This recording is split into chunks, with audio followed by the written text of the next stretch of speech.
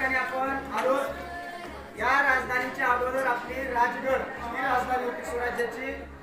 पण या इथल्या एका धनगर बांधवाने महाराजांना माहिती दिली की हा जो डोंगर आहे हा डोंगर फार मजबूत आणि सुरक्षिततेच्या बाबतीमध्ये पक्का आहे.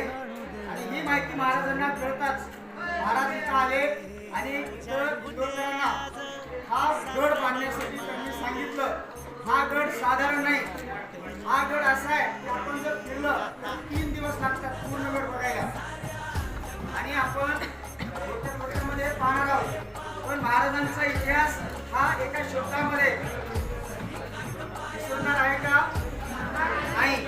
महाराजांचा इतिहास समजून घ्यायला आपलं आयुष्य जरी घेतलं तरी महाराजांचा इतिहास समजून आपल्याला मिळणार नाही.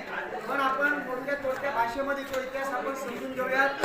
आपण खालून वर येत असताना हा गड कसा बांधला असेल याची कल्पना जर केली तर आपल्या मनामध्ये काय अंतर्भावनेला वाटलं असेल. बघा, त्या काळामध्ये मावळे कसे लढले असतील.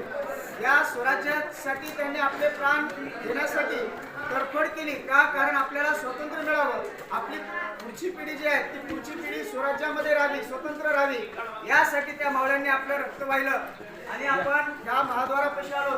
हा महाद्वार बघा तुम्ही, हा विशाल आहे. पण वर जे दिसते तुम्हाला त्या वरची जी नक्षीकाम आहे ते नक्षीकाम हे शेतकऱ्यांसाठी आहे. महाराज हे शेतकऱ्यांच्या बाजूने होते आणि जोपर्यंत शेतकरी सुखी आहे तोपर्यंतच हे पूर्ण पृथ्वी आहे. म्हणून आपण बळीराजा म्हणतो. महाराजांनी सतत शेतकऱ्यांना प्रोत्साहन दिलं.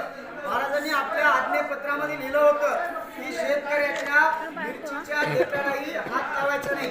आपल्या सैनिकांना त्यांनी कडक ही आज्ञा दिली होती. आणि जर कोणी शेतकऱ्यांना त्रास दिला तर तो प्राणाला मुकायचा. महाराजांच्या काळामध्ये स्त्रिया सुद्धा त्या सुरक्षित होत्या. ज्यावेळेस महाराजांनी आपलं स्वराज्य उभं करण्याचं ठरवलं त्यावेळेस परक्यांच्या अगोदर महाराजांच्या सोट्यांनीच महाराजांना विरोध केला.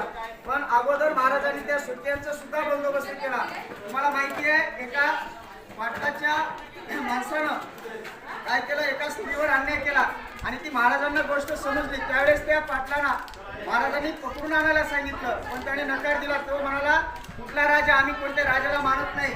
त्यावेळेस महाराजांनी परत सैनिक पाठवलं आणि त्याला हातपाय बांधून त्याला जेरबंद करून महाराजांच्या समोर उभं केलं. आणि त्याला शिक्षा ही महाराजांची पहिली होती. त्यावेळेस जिजाऊ मात्यांना सुद्धा वाटलं की आपला मुलगा